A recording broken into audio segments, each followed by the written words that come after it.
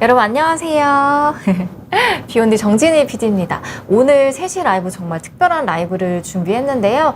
여러분 혹시 나만 좀 뒤처지는 것 같은 그런 불안감, 소외감 느끼신 적 있으신가요? 이런 용어를 나타내는 어떤 단어도 있는데요. 바로 포모 증후군이라고 합니다. 아마 요새 되게 좀 만연해 있지 않나 이런 생각이 들기도 하는데 네. 이 포모 증후군이 성인 ADHD와도 관련이 있다고 합니다. 그래서 오늘 이 두 가지 어떤 상황에 대해서 자세히 말씀 주실 분을 모셨습니다. 바로 연세봄 정신건강의학과의 박종석 원장님입니다. 원장님 안녕하세요. 안녕하세요. 오랜만에 나와주셨습니다. 네, 정말 오랜만이죠. 그동안 좀 어떻게 지내셨는지 근황과 함께 시청자분들께 인사와 소개를 좀 부탁드릴게요. 사실 이렇게 비욘디 시청자분들 뵙는 거 거의 한 2년 만인 것 같은데요. 2년 동안 저는 구로 디지털 단지 쪽에 있는 병원에서 진료 계속 꾸준히 열심히 하고 있었고, 다른 유튜브나 방송 같은 거, 프로그램, 그리고 혹시 아실지 모르겠는데 작년에 닥터 슬럼프, 올해 초에 닥터 슬럼프라는 드라마 알죠. 있었어요. 그래서 거기에 자문을 하고 네, 그런 식으로 좀 지내고 있습니다. 또 지금은 새로운 드라마, 아직 비밀이지만, 그 지필 과정 대본 자문이랑, 정신과 심리학적 부분 자문도 하고 있는 중이고요. 아니, 너무 바쁘게 지금 지내고 계신 것 같은데, 오늘 그 와중에서도 저희 그 비욘디 시청자분들께 꼭 이 내용은 좀 전달드렸으면 좋겠다 하고 말씀 주신 부분이 있습니다. 그래서 오늘 좀 어떤 내용 준비해 주셨는지 간략하게 설명 좀 부탁드려도 될까요? 제가 사실 비욘디에 예전에 올해 되게 많이 나왔었고, 네. 비욘디를 통해서 되게 제가 하고 싶은 얘기를 많이 또 전달했었어요. 사실 그러다 보니까 제가 다른 방송 여러 군데도 나갈 수가 있었고, 그리고 2022년에는 제가 보건복지부 장관 표창도 받게 됐었는데, 제가 그러다 보니까 제가 좀 의미 있는 일을 하고 싶다는 생각을 요새 좀 했었어요. 그러다 보니까 저희 병원에 요새 특히 20대, 흔히 말하는 MZ 친구들, 아니면 또 10대 후반부터 30대 초반까지의 취준생들, 젊은 친구들이 스스로에 대한 어떤 자기 과소평가나 우울증, 평가절하가 너무 심한 거예요. 그리고 대부분이 선생님 저 ADHD인 것 같아요. 제가 인터넷으로 그 테스트를 해보니까 저 성인 ADHD래요. 저 문제 있는 것 같아요. 저 회사에서 일 못하니까 저 지금 문제 있는 것 같아요. 이렇게 놀라서 온단 말이에요. 근데 와서 검사를 해보면 다 정상이에요. 그래서 제가 왜 이렇게 멀쩡히 일 잘하는 사람이 내 자신이 문제가 있고 이렇게 불안에 쫓겨야 되는 상황이 왔을까. 이런 세태가 너무 안타깝고 이거에 대해서 그 ADHD에 대한 과도한 두려움이나 내가 충분히 잘하고 있는데 자기를 성인 ADHD로 이렇게 그 스티그마, 그 프레임을 씌우는 거는 막아야겠다. 이런 위로를 좀 드리고 싶어서 이런 이번에 방송을 좀 하게 됐습니다. 그렇군요. 특히 이제 젊은 친구들이 조금 요즘에 더 이렇게 생각하시는 경향이 있다고 해서 좀 안타까운 마음에 좀 정확한 정보를 들려주신다고 하니까요. 오늘 준비해주신 내용도 좀 많아서 얼른 슬라이드 보면서 같이 이야기 나누고 그 후에 질문 받아보는 시간도 가져보도록 하겠습니다. 그럼 강연 좀 부탁드리겠습니다, 선생님. 알겠습니다. 네, 이거는 제가 예전에 드라마 자문했던 것들이고요. 우선 포모 증후군에 대해서 말씀을 드릴게요. 다 알고 계시겠지만 포모 증후군이라고 하는 게 피어 오브 미싱 아웃이라고 하는 나 혼자 뒤처질 것 같다. 나 혼자 소외될 것 같다고 하는 이런 의미예요. 정확하게 말하면 소외불안 증후군 고립공포증입니다. 이건 2004년도에 하버드 경제 매거진에서 처음 쓰여진 단어예요. 네네네. 근데 그 중요한 게 해외에서 생각하는 포모 증후군하고 우리나라에서 생각하는 포모 증후군이 의미가 달라요. 어떻게 달라요? 해외에서는 그러니까 포모 증후군의 원래 정의는요, 굉장히 사회적인 의미예요. 내가 사람들과 커뮤니케이션이 끊기고 사람들과의 대인관계에서 따돌림을 당할지 모르겠다. 사람들과의 소통하고 싶다. 연결되고 싶다. 이거에 대한 불안과 초조감이 포모 증후군인데 우리나라에서는 거의 대부분 이거를 경제적인 언어로 해석을 해요. 물질적인 어떤 그런 가치요? 내가 사회적으로 도태되고 사회적으로 뒤처지는 게 아니라 물질적으로 다른 사람들보다 가난하고 내가 못 살까봐, 성공하지 못할까봐, 부자가 되지 못할까봐, 상대적으로 가난할까봐 이렇게 경제적으로 쫓긴다고 우리나라에서 약간 거의 신조어를 만들었어요. 그래서 유럽이나 명미권 그 외국에서 생각하는 포모 증후군의 원래 의미는 사회적인 현상인데 우리나라에서만 그것을 너무 물질적이고 경제적인 의미로 바꿔서 해석을 할 수 있어요. 그게 저는 굉장히 큰 문제의 시발점이라고 봐요. 이 포모 증후군이 유행하게 된 게 정확하게 2010년도부터예요. 2010년도. 그때가 뭐가 발명됐죠? 애플에서 아이폰, 스마트폰이 발견됐죠. 스마트폰. 포모 증후군이 전 세계적으로 유행을 하기 시작한 거는 스마트폰의 발달과 SNS의 발달과 그 시점이 정확하게 일치해요. 와. 내가 혼자가 되면 어쩌지? 이런 강박적 불안이 계속 생기고, 내가 이 페이스북도 이거 얘기해도 되는지 모르겠는데 아무튼 인스타그램 이런 것도 네네네. 원래는 내가 다른 사람과 친해지고 싶다, 프렌즈가 되고 싶다, 연결하고 싶다, 오래된 옛날 친구를 찾아서 소통을 나누고 싶다, 이런 시작에서 개발된 그 소셜 네트워크 시스템이잖아요. 근데 지금 어때요? SNS가 자기 자랑하고 나보다 잘 나가는 사람, 뭐 열등감, 뭐 외제차, 뭐 강남 아파트, 뭐 한강뷰 이런 걸 보면 그걸 보고 스트레스만 받죠. 막 어디 막 놀러 가고 맞아요. 막. 그러니까 친구를 만들려고, 그리고 사회적인 어떤 소통을 위한 어떤 이런 메소드가 나한테 열등감을 주고 허세와 과시를 위한 어떤 장으로 변화버린 거예요. 그렇기 때문에 우리나라에서는 포모 증후군 하면 바로 연관 검색어가 벼락거지예요. 벼락거지다. 네. 이게 부동산 폭등과 괴를 같이 해요. 2018년, 2019년부터 2020년, 그리고 최근에도 강남 아파트가 엄청나게 올라갔잖아요. 최근에 가장 인터넷에서 엄청 밈이 됐던 게 뭐 이런 게 있어요. 뭐 원베일리라고 하는 주민들은 거기 무슨 식당에 갔더니 거기 주민들은 옷도 너무 깨끗하게 잘 입고 너무 젠틀하고 살이 찐 사람이 하나도 없다. 이런 어떤 밈이 돌면서 내가 무조건 그 아파트에 살아야 멋있는 사람이 되고 무조건 저걸 가져야만 내가 행복한 사람이 되고 이런 식으로 사회가 우리를 가스라이팅 하고 있다는 거예요. 그래서 이 포모 증후군을 유발하는 사회, 가스라이팅 해주는 사회 이렇게 되면서 부자, 벼락거지, 2차 전지 관련주, 부동산 폭등, 강남 아파트, 비트코인 이런 걸로 내가 본업을 열심히 잘하고 있는데도 가만히 있으면 거지가 돼. 너 가만히 있으면 뒤처져. 맞아요. 가만히 있으면 바보가 돼. 지금 부동산 안 사면 너는 망해. 이런 거를 계속 사회적으로 주입이 되는 거예요. 그리고 내가 그걸 아무리 귀 닫고 눈 닫고 내면의 성숙에 집중을 하고 싶어도 나 혼자 아무리 나는 그런 거 무서워서 못해. 그리고 나는 그런 건 맞지 않다고 생각해. 나에게는 나만의 속도가 있어. 아무리 하지만 아무리 그걸 스스로 주장해봤자 뭐 카카오톡, 뭐 인스타 이런 거 보면은 나 비즈니스 타고 이번에 뭐 해외여행 갔다 왔어. 1등석 타고 왔어. 강남 아파트 한강뷰 막 이렇게 막 커피 마시고 이런 걸 보면은 너무 내가 나 괜찮은 줄 알았는데 나 사실은 열등하구나. 나 괜찮은 줄 알았는데 불행하구나. 이대로는 안 되겠구나. 이러면서 계속 물질적이고 경제적인 성과에만 가치를 두고 과몰입을 하게 돼요. 너무 동감해요, 선생님. 그렇게 되다 보면 네. 실제로 나는 불행하지 않은데 나 불행한 건가? 사람들이 평가해주는 그걸 따라가요. 그러니까 나는 충분히 잘하고 조금씩 발전하고 성장하고 있는데 계속 조급해지는 거죠. 그래 보면은 이렇게 되면 내가 내 본업 잘 하고 싶어도 계속 딴 거에 신경 써야 돼요. 계속 딴 거. 그러니까 다른 사람들이 얼마나 잘 나가느냐, 다른 사람들이 얼마나 성공하느냐, 다른 사람들이 찬 시계, 뭐 차, 요새는 이런 뭐 밈이 돈다더라, 이런 유행, 이런 옷, 이런 거를 적당히 내가 좋아서 하는 건 모르겠는데 내가 원하지 않은 욕망, 타인의 욕망에 지나치게 내가 거기 함입되어서 거기 오염되어서 내가 원하지도 않는 걸 이렇게 신경 쓰고 따라가다 보면 뇌의 전두엽의 집중력이 떨어질 수밖에 없어요. 그렇게 되면 더 이상 우리가 본업이나 일상 한 곳에 진득하게 집중을 못하게 되죠. 관심 가져야 될 게 너무 많고, 내가 예를 들어서 저는 의사예요. 의사고 진료 잘하고 상담 잘하는 게 제일 중요하잖아요.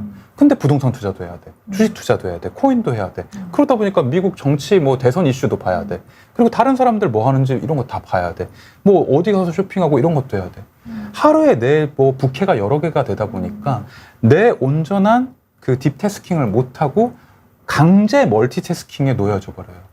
나는 멀티태스킹을 별로 하고 싶지도 않고 그게 효율적이지도 않은 사람인데 모든 사람이 똑같이 멀티태스킹을 다 하고 본업, 부업, 뭐 쓰리잡 뭐 이런 거를 다 잘해야 인정받고 멋있다. 이 사람이 효율적이다. 이 사람이 뭐 1등급이다. 뭐 성공할 수 있다. 이런 거에 계속 내몰리게 되는 거죠. 진짜 그런 프레임이 좀 씌워져 있는 것 같기는 해요. 되게 묵묵하게 자기 일을 열심히 하는 거에 대한 가치보다는 속도, 네, 여러 결과, 가지로 숫자 이런 거 빠르게 그리고 부자가 되고 성공하자. 그게 멋있는 거다. 젊은 부자, 영앤리치 뭐 이런 것들이 자꾸 우리를 만들었죠. 그리고 뭐 파이어족, 뭐 젊은 은퇴족 빨리 이런 거. 뭐 경제적인 자유를 누려야 된다. 네. 사실 30대의 경제적 자유를 누려서 은퇴한 사람이 몇 명이나 있겠으며 불가능해. 네. 그 사람들은 30대에 은퇴해서 그 앞으로도 종종 그 평생 오랫동안 행복하게 잘 살았을까요? 거기에 대한 후향적 연구가 이루어진 적이 없잖아요. 그쵸, 그쵸. 네. 근데 무조건 젊었을 때 은퇴해야 되고 자기 시간을 가져야 되고 자기가 이렇게 경제적 성공을 거의 최종적으로 이루어야만 멋진 거다라고 우리를 매몰고 있는 거니까 나는 내 본업에 집중하는 게 아니라 진짜 체감권 진득하게 있을 시간도 에너지도 없이 여러 가지 일을 한꺼번에 잘 해내야 되는 사람이 되는 거죠. 그렇군요. 댓글 좀 주시고 계셔서 한번 읽어보겠습니다. 인사 주신 분들도 많이 계신데. 안녕하세요. 네. 근데 트러스트님께서는 낙천적이셔서 그런지 절대 부럽지 않다고. 근데 저는 사실 되게 휘둘리긴 하거든요. 저도 좀 그래요. 네. 네. 그래서 저는 막 어디서 이런 것도 봤는데 요새는 그 돈 이외의 가치가 없어지고 있는 사회다. 맞아요. 약간 되게 공감이 되더라고요. 저는 말씀 주신 내용과 좀 일맥상통한 것 같아요. 제가 정말 뭐 마지막에 한 번 더 강조를 드리겠지만 성공과 행복의 그거는 모든 숫자나 돈 이런 재화에만 있는 게 아니에요. 요새 굉장히 그 뭐 아산병원의 노년내과 선생님이 얘기하셨듯이 건강의 가치가 굉장히 높아지는 시기잖아요. 그렇죠. 어떻게 보면 성공이란 꼭 뭐 강남 아파트, 은퇴, 뭐 계좌의 어떤 뭐 10억, 20억이 아니라 내가 남들보다 훨씬 건강한 게 훨씬 더 노년에는 그 가치가 있고 성공할 수도 있는 거예요. 네네. 네. 어떻게 보면 뭐 이런 말도 있잖아요. 근육량 1kg가 1억 이상의 가치가 있다. 네네. 이거 너무너무 맞는 말이고. 그래서 정말 안타까운 게 평생 정말 몸하고 정신 건강을 다 갈아가지고 올인해서 50대의 부자가 된 그 분이 제 환자 중에 계세요. 한 100억 이상을 벌었어요. 그래서 드디어 이제 은퇴를 했는데 그분이 은퇴하시자마자 암 진단을 받으신 거예요. 50대요? 네. 무슨 의미가 있겠어요. 그게 또 부위가 좀 안 좋은 암이라서 외출도 안 해요. 외출도 못 해요. 그 큰 집에 혼자 그냥 안에 사시는데 너무 괴로운 거죠. 그러니까 건강을 다 내 어떤 젊음과 건강을 다 갈아서 돈을 하고 바꿨는데 그 돈으로 나중에 다시 건강을 사야 되는 이런 모순이 생긴다는 거죠. 그러니까 여러분 진짜 물론 성공도 좋고 내가 원한다면 경제적 가치에도 몰입하고 집중하는 것도 가치 있는 일입니다. 근데 20대, 30대의 건강? 내가 이미 갖고 있는 것에 대해서는 사람들이 원하지 않잖아요. 그렇죠. 관심이 적을 수밖에 네. 없죠. 근데 40대, 50대부터는 건강이 너무나 절실해요. 제가 뭐 제 의대 동기들 단톡방에 보면은 30대까지만 해도 돈 자랑을 되게 많이 했어요. 나 롤렉스 샀다. 나 이번에 뭐 잠원동 뭐 아니면 뭐 반포 이사 갔다. 뭐 한강뷰 멋지지. 뭐 엄청 부러워하고 엄청 막 그래 했어요. 근데 제가 이제 42살이잖아요. 네, 그 단톡방에 요새는 무슨 얘기 나오는 줄 아세요? 탈모, 당뇨, 뭐 통풍, 혈압, 관절. 나 그 골다공증 지난번. 건강밖에 이슈가 없어요. 40대 중반이 되어 가다 보면 더 이상 내 돈은 남들이 부러워할 만한 일이 아니라는 거죠. 그때 정말 40대, 50대 그 후에 정말 중요한 거는 건강과 취미예요. 정말 중요합니다. 취미요? 네. 내가 이런 얘기가 있어요. 어떤 분이 제가 페이스북에서 봤는데 나는 50대부터 매주 한 권씩 읽을 책 리스트를 500개를 이미 만들어 놨대요. 와. 자기는 그 50대가 너무너무 기다려진대요. 일주일에 한 권씩 그 책을 읽고, 뭐 도서관에 책을 읽고, 돈도 안 드는 취미잖아요. 그래서 한 주에 한 권씩 책을 읽고, 그걸 또 글로 남기고, 뭐 그 느낌을 자기가 스스로 읽고, 조금씩 성장해 나가는 삶이 너무 기대가 된대요. 그게 책이 아니라 뭐 다른 어떤 취미일 수도 있겠죠. 운동이나 걷기, 여행, 뭐 아니면 음식 만들기 이런 걸 쓸 수 있고. 수도 있을 텐데 네네. 아무튼 내가 그 노년 후의 시간은 굉장히 조금 어떻게 보면 젊었을 때보다는 외롭고 비효율적으로 흐르잖아요. 네네. 그때 재미있게 할 수 있는 취미는 사실 돈이 그렇게 필요하거나 인과관계가 있지 않습니다. 그래서 우리가 50대를 정말 건강하게 보내기 위해서는 좋은 건강과 뭐 평소에 했던 운동, 그리고 취미 활동, 그리고 정말 사랑하는 가족과 친구, 이런 것들을 지금부터 탄탄하게 만들고 계획하는데 시간을 많이 쓰셨으면 좋겠어요. 그거 정말 중요합니다. 아, 그렇군요. 저도 얼마 전에 그 노년내과 교수님이 나오셔서 이제 너무 열심히 일을 하는 것도 좋지만 사실은 이제 건강을 팔면서까지 일을 하지는 말아라라는 말씀을 주셨거든요. 되게. 요새 사람들 진짜 어떤 줄 아세요? 휴식도 짧게 줄여서 해요. 유튜브 쇼츠, 유튜브 몰아보기. 예전 같으면 사람들이 극장 가서 영화 보면서 휴식을 했잖아요. 네네네. 영화 가는 시간 아깝다고 영화 요약, 유튜브 몰아보기, 드라마 몰아보기. 저도 그래요. 그리고 그 몰아보기를 또 줄인 쇼츠나 릴스로 뭐 한 1분 만에 다 봐버려요. 맞아. 그러니까 휴식도 압축해서 효율을 따지면서 하다 보니까 내가 진짜 쉴 시간이 거의 없게 되는 거죠. 아, 문제가 요새는 있네요. 책도 안 읽어요. 책을 10분으로 요약한 유튜브를 보고 그 유튜브를 또 요약한 쇼츠나 릴스를 봐서 중요한 그 구절이 하이라이트 구절 있잖아요. 그것만 외워서 다닙니다. 그게 맞아. 너무 속상해요. 그러니까 이런 환경이 되다 보니까 자꾸 집중해, 빨리 해, 더 효율적으로 해, 이러다 보니까 ADHD라고 느껴질 수밖에 없는 거죠. 사회가 마치 정말 빠르고 효율, 숫자, 집중력을 너무 강요하고 몰아붙이다 보니까 멀쩡한 사람도 내가 ADHD가 아닐까? 이렇게 걱정이 될 수밖에 없는 분위기가 조성이 되었어요. 맞아요. 요새 되게 그 성인 ADHD라는 관련된 뭐 영상이나 뭐 TV에서도 많이 다루기도 하고 그래서 확실히 좀 관심도가 높아지고 나도 그런 게 아닐까 걱정하시는 분들이 많을 것 같은데 요거 좀 자가 테스트 같은 게 있나요, 선생님? 이거 사실 오은영 선생님이 방송에서 말씀하신 그 자가 테스트를 제가 갖고 온 건데요, 편집해서. 이거 한번 읽어보세요. 그러니까 이게 뭐 정확한 임상적인 진단 기준은 못 되더라도 굉장히 인터넷에 떠도는 여러 가지 ADHD 자가 테스트 중에는 그래도 굉장히 신빙성이 있는 그 항목이니까 이걸 보고 내가 몇 가지나 해당이 되는지 한번 보세요. 네, 한번 지금 보시는 분들 체크해 보시면 좋을 것 같은데요. 아침에 일어나기 힘들다. 저는 첫 번째 해당이 됐고요. 저도 맞아요. 모임에 항상 늦는다. 요거는 아닌 것 같고 저는 그래도 물건을 조금 잃어버리긴 하는데 하루에 몇 번씩 찾진 않는 것 같습니다. 저 같은 경우는 저축 못하고 돈 관리가 예전에 어려웠던 적이 있었죠. 네. 그리고 영상을 볼 때 2배속으로 봐요. 저 체크. 네. 4차원이라는 소리도 많이 들었었고요. 그리고 오해를 자주 받는다. 이거는 지금은 별로 많이 좋아진 것 같고 게임 중독에 빠진 적도 있었고 이직이나 퇴사가 그때 옛날에 잦았었어요. 저는 여기 보니까 9개 중에 6개나 해당이 되나요? 저는 한 2-3개 정도 해당이 되는 것 같은데 몇 개 이상 되면 4개. 그래요? 네, 4개 이상 해당이 되면은 주황불, 위험군. 주황불. 9개 중에 4개 이상 해당이 되면 ADHD, 성인 ADHD의 고위험군이라고 보시면 되고요. 6개 이상 해당이 된다. 그러면 가까운 곳에서 한번 상담을 받아보실 필요는 있습니다. 그렇군요. 그렇게 한번 좀 이거를 뭐 캡처해 두셨다가 기억해 두셨다가 시청자분들, 구독자분들도 한번 생각해 보시면 참 좋으실 것 같아요. 지금 좋은 페트루치님께서요. 그 성인 ADHD 관련 서적 보면 미루기 습성이 있던데 혹시 이것도 ADHD랑 좀 관련이 있을까요? 맞아요. 많이 미루게 돼요. 그러니까 성인 ADHD에 빠진 그 가장 중요한 거는 성인 ADHD의 어떤 핵심 그 주제, 그 핵심 단어는 불안이에요.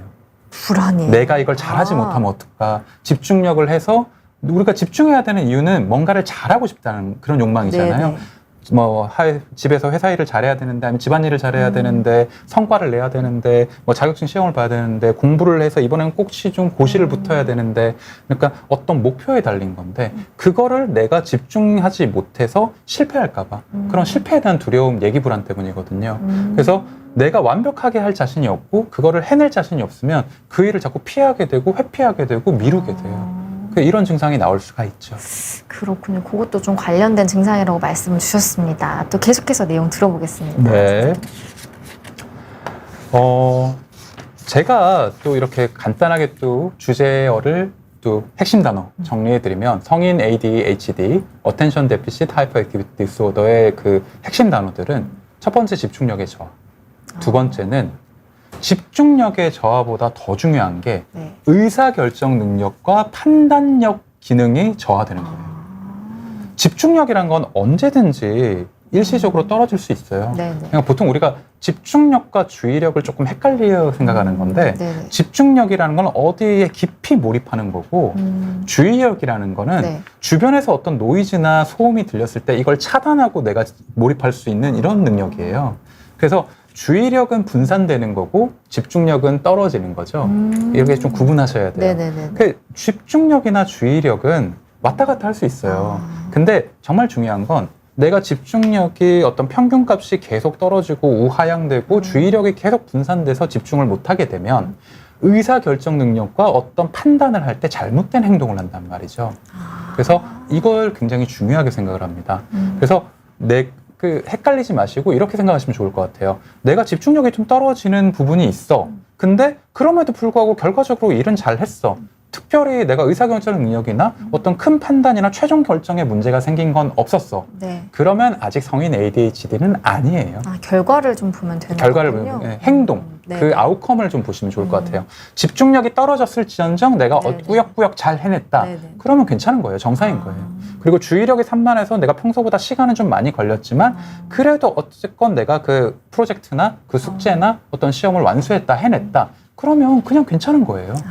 그래서 어떤 일시적인 집중력의 문제보다 중요한 거는 그 결과, 의사결정 능력이다. 이렇게 보시면 되실 거예요. 네, 이해했습니다. 그리고 그 성인 ADHD에서는 멀티태스킹 능력이 일시적으로 안 돼요. 그러니까 막 창문이 닫히는 것처럼 안 돼요. 그러니까 내가 한 가지 일밖에 못 하게 돼요. 그럴 땐 옆에서 누가 뭐라고 얘기를 해도 안 들리고 못 알아들어요. 내가 막 이렇게 하고 있을 때 성인 ADHD 분들은 다른 사람의 여러 가지 정보가 다른 어떤 채널로 왔을 때는 그걸 닫아버려요. 왜냐하면 그걸 동시에 처리할 능력이 없고 그걸 동시에 이렇게 자극이 뇌에 들어왔을 때 불안이 확 와서 나 안 돼. 나는 지금 이것만 해야 되니까 제발 좀 잠깐만 조용히 해줄래? 난 이것만 좀 집중하게 해줘. 이러면서 두통이 생기고 심장이 막 두근거리고 숨이 답답하기도 해요. 이런 분들은 일할 때 전화 오는 것도 싫어해요. 전화도 거의 꺼버려요. 네. 그 전화가 오면 막 불안하고 초조해지고 네네네. 막 내가 지금 큰일 났나 싶을 막 이런 게 와요. 그리고 막 전화 막 스팸 같은 것도 오잖아요. 네네네. 그럼 굉장히 화가 난단 말이에요. 그래서 이럴 때는 일시적으로 멀티태스킹이 불가능해진 상태이기 때문에 한 가지 일하고 다른 거는 좀 차단해 놓는 게 좋습니다. 그렇군요. 그리고 또 성인 ADHD의 또 다른 증상 중에 하나가 충동성 그리고 감정 기복이 심해져요. 감정 기복. 짜증을 심하게 많이 내요. 평소 같으면 뭐 예를 들어서 다른 사람 부하 다른 동료 직원이 실수를 했어요. 이거 출력했는데 다른 걸 뽑아놨어요. 그러면 왜 그래? 잘할 수 있잖아. 오늘 왜 그래? 어제 잠 못 잤어? 이렇게 하고 넘어갈 거를 이 대리 이런 것도 제대로 못해? 지금 몇 년 차인데 이런 것도 못해? 이거 장난해? 이런 것도 내가 가르쳐줘야 돼? 말이 이렇게 나온단 말이에요. 내가 평소에 참을 수 있는 스트레스를 못 참게 되고 그거를 분노나 짜증으로 표현을 해요. 그러니까 이런 게 또 성인 ADHD의 핵심 증상 중에 하나예요. 그렇군요. 그리고 마지막으로 이게 정말 중요한데 이 불안이 계속 강박적으로 만성화되고 집착이 돼요. 그러다 보니까 계속 스스로한테 나 성인 ADHD 아니야? 성인 ADHD 아니야? 이거 치료 안 하면 내가 문제가 되는데 내가 도태되는데 내가 능력이 떨어지는데 그러다 보면 회사에서 사람들이 평가를 잘못하겠지 그리고 나를 싫어하겠지 내가 그리고 업무 고과가 잘리겠지 그럼 내가 회사를 잘리겠지 회사가 잘리면은 내가 가난해지겠지 이런 식으로 계속 스스로 나쁜 인지 왜곡이 생겨요. 그게 성인 ADHD의 가장 무서운 점이다 이렇게 생각하는 게 저는 좀 기억해 주셨으면 좋겠습니다. 그렇군요. 특징들을 좀 잘 기억해 보시고 좀 해당이 되는지 이런 거 체크해 보시면 좋겠습니다. 네. 그리고 실제로 병원에 성인 네네. ADHD를 하러 오시면 어떤 검사들이 있고 어떤 네. 식으로 그 치료 프로세스가 진행이 되는지 조금 알려드리면 좋을 것 같아서 제가 일부러 이런 걸 좀 갖고 왔는데 실제로 성인 ADHD를 의심하면서 환자분들이 병원에 오시면 대부분의 정신건강의학과에서는 이 설문지를 줘요. ASRS라고 하는 네네. 아주 간단한 자가보고 ASRS. 설문지거든요. 네네. 그리고 이거랑 비슷한 AARS라고 하는 설문지 좀 긴 게 한 30문항짜리가 있어요. 우선 그 두 가지 설문지를 하게 합니다. 그래서 인터넷에 있는 자가 테스트보다는 조금 전문적이고 약간 임상적인 거예요. 네. 이걸 했을 때 설문지를 했을 때 뭔가 이상이 나온다, 의심군에 들어간다, 네. 점수가 높다 이러면 컴퓨터로 하게 되는 그 CAT 검사라는 걸 하게 돼요. 그게 주의 집중력 검사라고 해서 네. 어떤 클릭하면서 반응을 보는 거거든요. 여러 가지 주의력 테스트나 집중력 테스트, 워킹 메모리라고 하는 작업 기억력.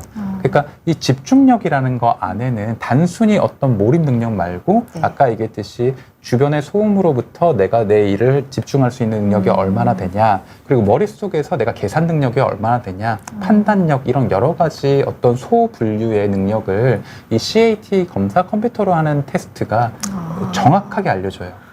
네.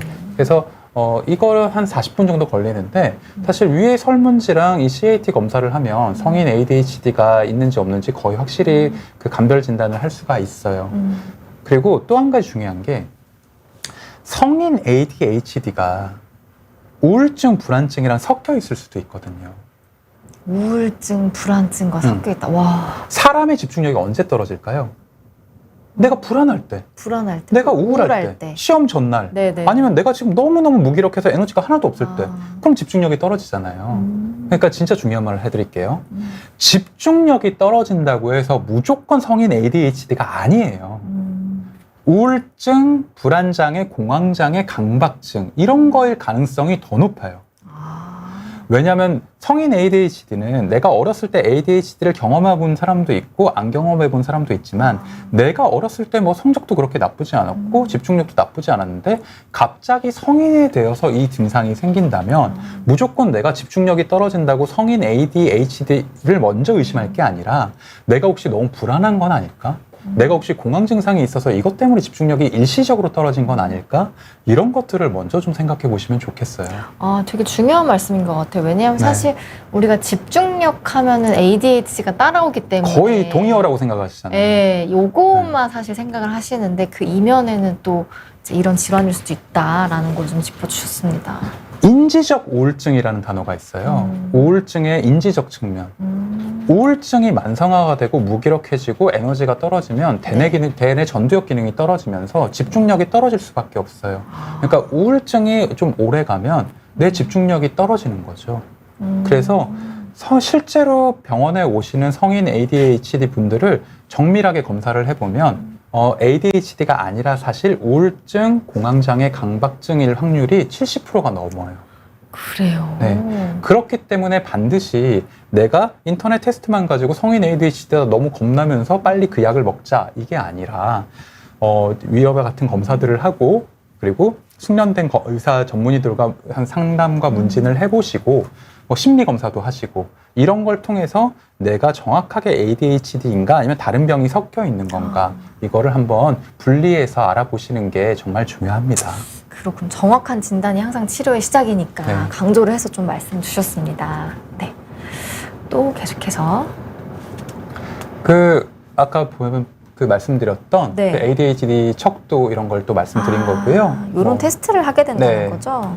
그리고 CAT 검사가 이거예요. 아까 그 40분 정도 네, 걸리는. 컴퓨터로 굉장히 과학적이죠. 네. 이런 식으로 소분열을 통해서 뭐 작업 기억력, 주의력, 어떤 집중력 중에서도 뭐 관찰력 이런 분할 이 분할이라는 거는 내 집중력을 어디에 파트에 나눠서 멀티태스킹을 할 수 있냐 이 능력을 보는 거거든요. 그래서 이 검사가 굉장히 추천할 만하고 좋은 검사예요. 네. 물론 비급여라서 약간 금액은 좀 비싸지만 그래도 ADHD를 확진하려면은 꼭 네네. 한번 해보시는 게 좋습니다. 근데 이런 검사는요, 선생님, 그 네. ADHD가 좀 확실하게 의심될 때만 받을 수 있나요? 아니요. 해보고 싶어요. 원하면 다 할 수 있는데요. 아, 그래요? 사실 저는 이게 보험이 안 되는 검사이기 때문에 그냥 무조건 하는 건 좀 가격적으로 한 10만 원 넘거든요. 한 12만 원 하는데 별로 권하지 않아요. 그러니까 면담을 해보고 그리고 설문지를 해보고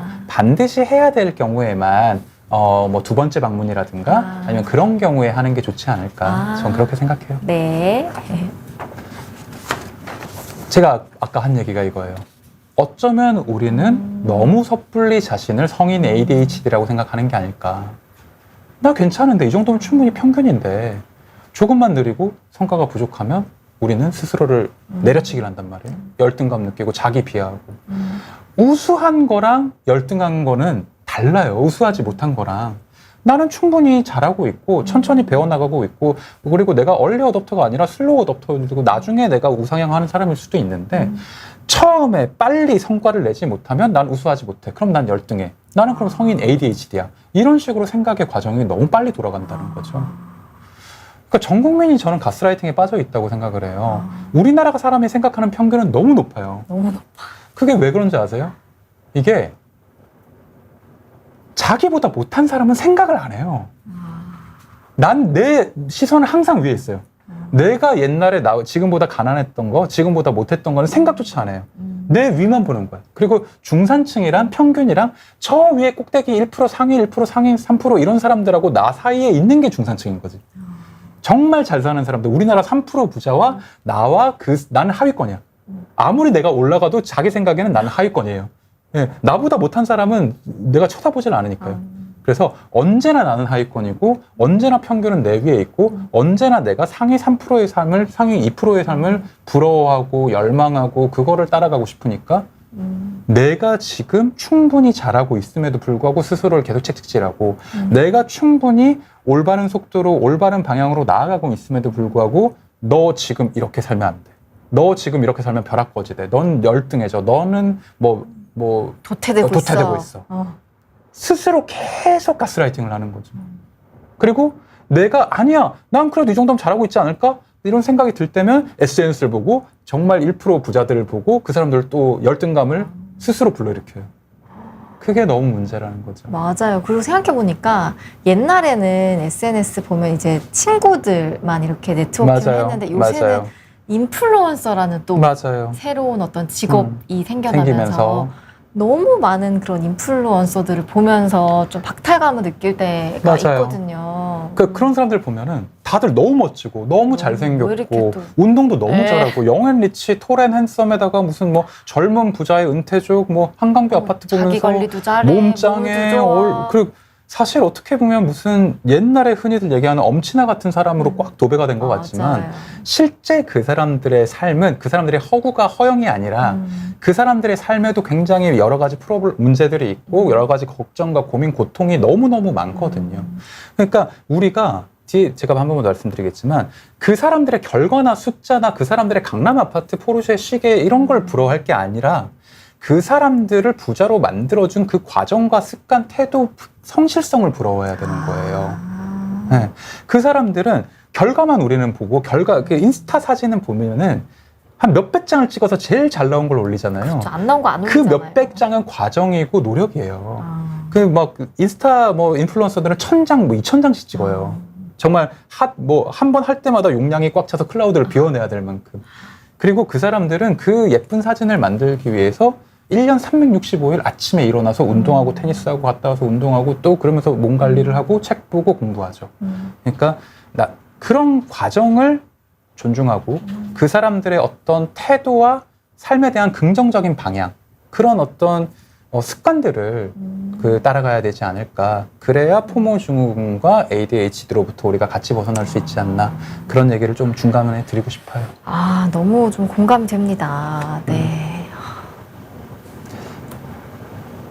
아까도 말씀드렸지만 네네. 성인 ADHD와 분명히 감별을 해야 되는 여러 진단들이 있는데 우울증, 공황장애, 불안장애, 강박장애, 그러니까 이런 것들이 성인 ADHD로 착각하는 경우가 70% 이상이다. 그래서 실제 검사를 다 해보면 의외로 나는 성인 ADHD가 아니라 다른 병이었구나 라는 어떤 결론을 내린 경우가 꽤 많아요. 이게 왜 중요하냐? 네. 내가 사실 성인 ADHD인 줄 알고 처음에 무턱대고 성인 ADHD 네. 약을 먹으면 오히려 부작용이 나오는 경우가 있거든요. 내가 우울증이거나 강박장애인데 성인 ADHD 약을 먹으면 네네. 약간 내가 예상하지 못한 효과, 부작용이 나오는 경우도 있어요. 아. 그래서 우리나라 사람들 너무 급해요. 내가 빨리 성인 ADHD 약 먹고 빨리 성공하고 싶어. 빨리 치료해야 돼. 빨리 치료해야 돼. 선생님 다 필요 없고 약부터 주세요. 선생님, 성인 ADHD 확실하잖아. 그러니까 이런 말하는 사람은 조금 약간 의심이 되는데 앉자마자 선생님 저 빨리 약 먹어야 돼요. 선생님 저 성인 ADHD 빨리 약 먹고 지금 저 다음 주에 시험이에요. 뭐 이런 사람들이 있거든요. 이런 경우가 하더라도 우선 침착하시고 워워 한 다음에 감별 진단부터 확실히 하고 약은 반드시 필요한 경우에만 올바르게 프로세스에 따라서 신중한 감별 진단 후에 먹는 것이 굉장히 중요합니다. 그래서 어떤 병인지 알고 약을 먹어야지 내가 지금 너무 급하다고 너무 초조하다고 다음 주 회사 발표가 있는데 성인 ADHD라도 지금 상사한테 혼났어요. 지금 바로 약 주세요. 이런 거는 나의 불안을 더 자극할 뿐이고 결과적으로 치료에도 도움이 되지 않는다는 거를 꼭 기억해 주세요. 아, 그렇군요. 우울증, 불안장애, 뭐 강박장애, 공황장애 이런 질환일 가능성이 매우 높다. 이것도 되게 중요한 포인트인 것 같습니다. 포모 증후군이 전후 성인 ADHD 증상을 야기한다.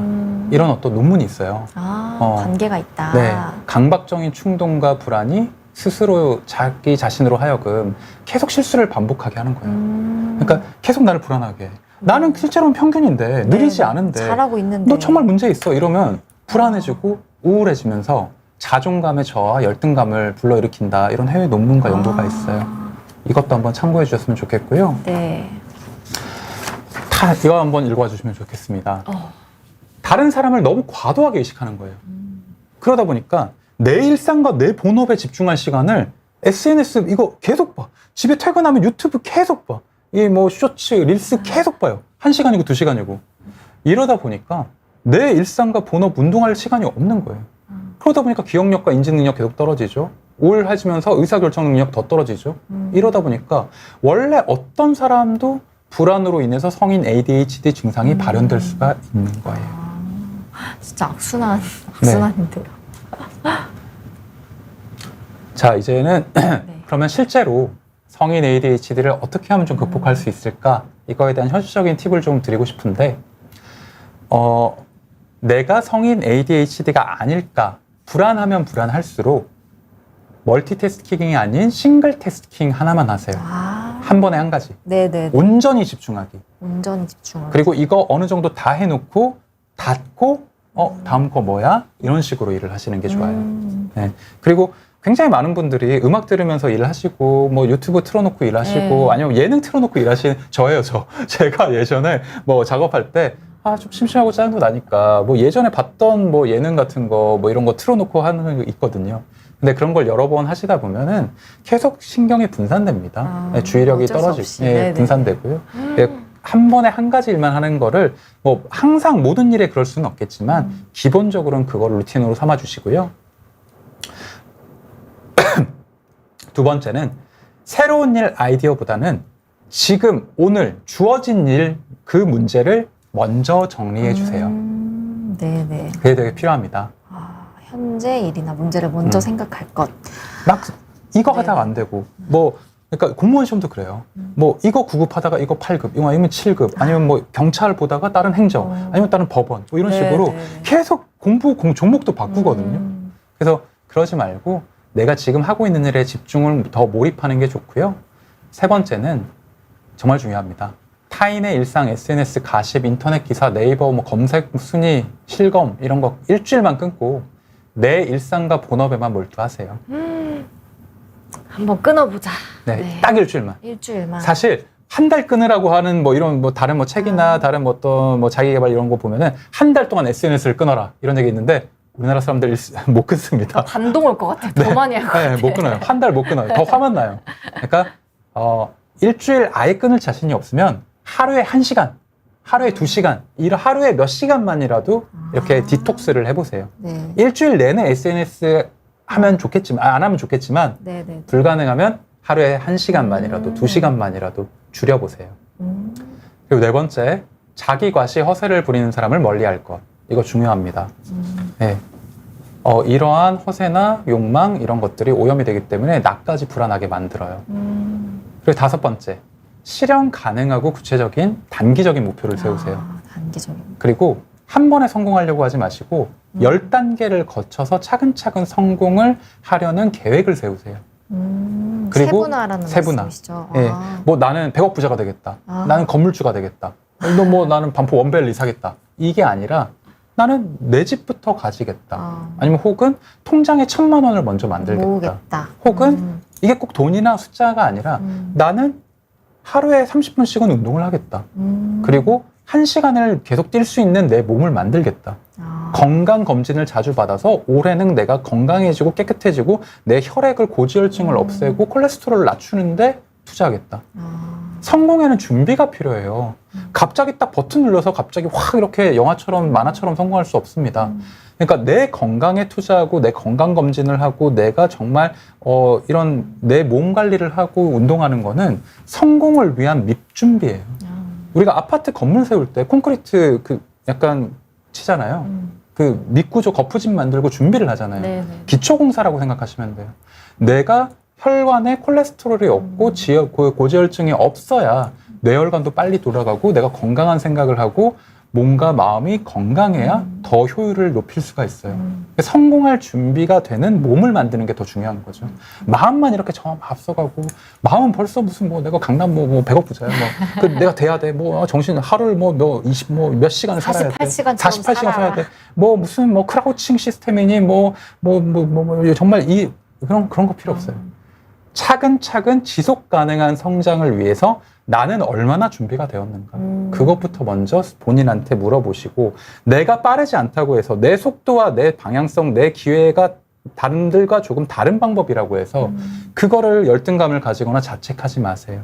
그럴 필요가 전혀 없습니다. 네, 진짜 중요한 말씀입니다. 사람의 그 환경이나 성향이 다 다르잖아요. 그쵸. 모든 사람이 똑같이 뭐 30대 부자가 돼서 은퇴를 해야 되고 그게 성공의 정의가 아니에요. 개인의 성장 방식이나 그 성공, 행복의 방법은 굉장히 꼭 가시적인 것만 아니고 그건 다르게 와요. 어떤 사람한테 성공은 가족과 함께 보내는 시간, 어떤 사람한테 성공은 나는 돈은 없지만 내가 60살인데도 마라톤 42.19호를 완주했어요. 얼마나 내가 훌륭한 인생입니까? 그쵸. 이런 자부심과 자존감. 사람들은 대부분의 체력과 정신력 관심을 돈 버는 데만 써요. 남을 이기는 데 써요. 내가 노후에 대한 어떤 안정감, 자산 획득에만 몰두해요. 그러면 너무 빨리 번아웃이 찾아오고 우울증과 불안, 공황으로 내 인생을 마모시키게 됩니다. 타인의 성공과 결과에 너무 집착한 나머지 자신의 속도와 건강을 잃어버리지 않으셨으면 좋겠고요. 성공으로 가득 차 보이는 타인의 삶 또한 자기 나름의 어려움과 고민, 걱정으로 가득합니다. 나 자신의 일상과 본업의 가치를 정말 소중하게 여겨주실 것을 오늘 그 시청자와 구독자분들에게 당부드리고 싶네요. 오늘 너무 진짜 중요한 말씀을 해주신 것 같아요. 어떻게 보면 진짜 삶에서 가장 중요한 게 무엇인가, 네. 행복을 위해서 내가 무엇을 먼저 생각해야 하는가, 이런 부분들을 조금 생각해 줄 수 있게 강연을 준비해 주셔서 저는 좀 오늘 울림이 있었습니다. 아마 보시는 분들도 저와 비슷하게 느끼시지 않을까 싶은데요. 궁금한 것들 질문 조금 남겨주셔서 남은 시간 동안 하나씩 보면서 이야기 나눠보겠습니다. 고래왕님께서요, 선생님, 저는 주말에 잠 오래 자고 혼자 여유롭게 게임하고 하는 게 즐거운데 제가 좋다면 그게 나쁜 휴식은 아니겠죠? 예전에는 친구 만나는 게 좋았는데 이제는 그냥 집에서 여유롭게 한가롭게 보내는 게 좋습니다. 라는 질문을 주셨습니다. 뇌는 계속 변해요. 새로운 신경 적응의 네트워크에 적응을 하고요. 새로운 도파민을 원해요. 예전에 내가 좋았던 도파민이 저런 종류였다면, 밖에서 나가서 이렇게 사람들 만나고 그 소셜하게 이렇게 하는 게였다면, 지금은 집안에서 게임하고 이런 게 좋은 거겠죠. 정말 뭐 당연히 나쁘지 않습니다. 얼마든지 긍정적인 방법이고요. 근데 다양화를 시도할 필요는 있어요. 내가 한 곳에 너무 오랫동안 몰입하게 되면 더 이상 그 내 측자에게서 도파민이 안 나오게 되잖아요. 그러다 보면 이것도 해보고 저것도 해보고 다양한 방법, 혹은 게임도 여러 가지 게임을 다양하게 보는 게 좋습니다. 그래서 충분히 좋은 취미라고 생각합니다. 네. 그리고 빈님께서요, 제 주치 선생님이 ADHD가 있는데 조금 치료를 미루자는 말씀을 주셨다고 합니다. 그럴 수 있어요. 제가 보면 아까도 제가 이 질문을 읽었는데 네. 이분 같은 경우가 우울증과 ADHD가 섞여 있는 경우예요. 이런 경우에는 정확하게 이게 분리가 되고 인지가 되기 전에는 네네. 어떤 약을 쓰는지가 조금 신중해야 돼요. 그러다 보면 이걸 한꺼번에 통합적으로 두 개를 같이 치료할 게 아니라 분리해서 치료해서 이 약이 다른 측면의 영향을 최소화시켜야 돼요. 그래서 이 선생님이 그거를 잘 아시고 조금 신중하게 접근하고 있는 것 같습니다. 그렇군요. 그래서 우울증과 ADHD가 두 개 같이 있을 때는 사실 네. 우울증 치료를 먼저 하는 게 전 맞다고 생각을 해요. 제가 정확히 이분 케이스는 모르겠지만. 그래서 다행히 그 선생님이 굉장히 신중하게 생각해 주시는 것 같습니다. 네. 그리고 이상진님께서요, 저는 무력, 명예욕 같은 게 너무 없어서 오히려 여자친구가 걱정을 하시나 봐요. 뭐 야망이나 욕구가 없는 게 걱정이 되는 것 같은데, 저는 SNS도 안 하고 타인에게 영향도 아예 안 받고 관심이 아예 없으시대요. 되게 좋은 질문을 해주셨어요. 저는 그래서 사실 이런 질문이 나오길 바랬는데, 네네네. 인생의 행복이란 아까도 말씀드렸듯이 꼭 돈이나 숫자, 뭐 유명 아파트, 남에게 과시하고 자랑할 수 있는 뭔가 그런 재화가 아닙니다. 나는 세계 일주를 해봤다. 나는 봉사활동으로 인생을 굉장히 많이 거기 투자했고 너무 보람이 있다. 나는 남들이 뭐 알아주지 못해도 내가 쓴 글을 뭐 누구한테 도움이 되게끔 남겼다. 이런 것들이 인생의 행복일 수도 있죠. 사실 우리나라 사람들은 지금 포모증후군과 ADHD도 그리고 과도한 어떻게 보면 축복받았지만 어떻게 보면 그게 또 우울증을 유발할 수도 있는 과도한 어떤 인터넷 세상 때문에 행복의 기준이 정답이 하나라고 착각하고 있어요. 부자 되는 거, 돈 많이 버는 거, 빨리 은퇴하는 거. 그렇지 않습니다.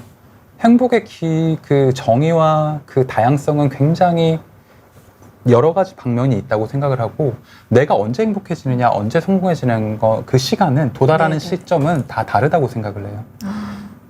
저는 그렇게 생각하기 때문에 지금 생각하는 거, 내가 원하는 거를 무력이 없다면 없는 대로 내가 하고 싶은 방향대로 전혀 문제가 없으니까 이거를 여자친구에게 행복의 다양성에 대한 대답을 한번 들려주셨으면 좋겠어요. 네. 그리고 최현정님께서는요, 성인 ADHD 진단받은 아이, 머리는 좋고 똑똑해서 소위 말하는 명문대 입학을 하셨는데, 고등학교와 다른 대학교에서 일상에서 전체적인 스케줄 관리를 못하는 문제가 생겼다고 합니다. 예, 이런 경우가 있어요. 그래서 이런 경우는 사실 성인 ADHD가 꽤 의심되거든요. 시험을 못 보셨대요? 네, 기말고사. 그러니까 이 정도로 특별히 큰 어떤 손실이 생기는 거죠. 사회적 네네네네. 문제로, 그 어떤 학업적으로. 이런 경우는 아까도 얘기했듯이 그 기초 검사부터 차근차근 받아서 네네네. ADHD에 대한 가이드라인, 커리큘럼을 한번 지내 보시는 게 좋을 것 같아요. 네, 일단 조금 정확한 진단이 먼저 필요하다. 네. 라는 말씀을 주셨고요. 안젤라님께서 혹시 양극성 장애랑 오진이 될 수도 있는지 이런 질문을 주셨어요. 그럴 수 있어요. ADHD와 양극성 장애는 제법 비슷한 병입니다. 그렇기 때문에 근데 사실 양극성 장애가 훨씬 좀 심한 병이긴 하죠. 그래서 ADHD가 나중에 확장이 되거나 아니면 양극성 장애 아주 초기 증상이 ADHD처럼 나타날 수도 있어요. 사실 같은 병은 아니지만 어떤 의미로는 비슷한 교집합이 있다고 생각하기 때문에 뭐 오진이란 말은 제가 함부로 드리기는 없겠지만 헷갈릴 수 있는 병이다라고 저는 생각해요. 네. 그리고 삐님 또 질문 주셨는데요.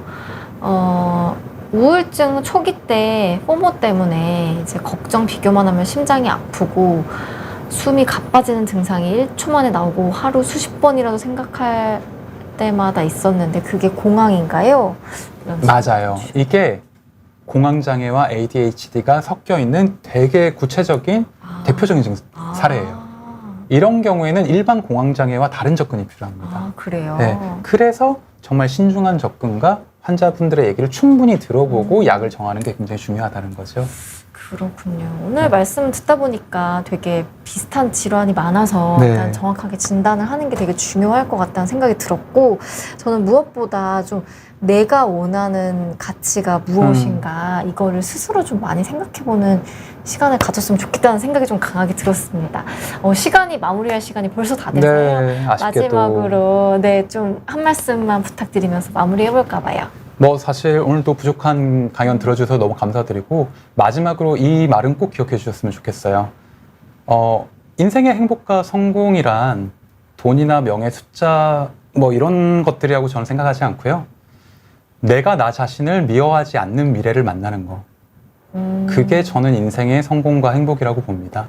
여러분들도 지금 너무 스스로를 탓하거나 자책하지 마시고 지금 반드시 조만간 내가 자신을 미워하지 않을 수 있는 그런 미래를 만날 수 있을 거라는 믿음을 꼭 가지셨으면 좋겠습니다. 네, 마지막까지 좋은 말씀 너무 감사합니다. 오늘 이렇게 해서 라이브를 마무리해 보도록 할 텐데요. 오늘 귀한 강연 해주신 선생님께 또 감사의 말씀 드리고 시청해주신 여러분들께도 감사하다는 말씀 드리면서 오늘 라이브 마무리하겠습니다. 감사합니다. 감사합니다.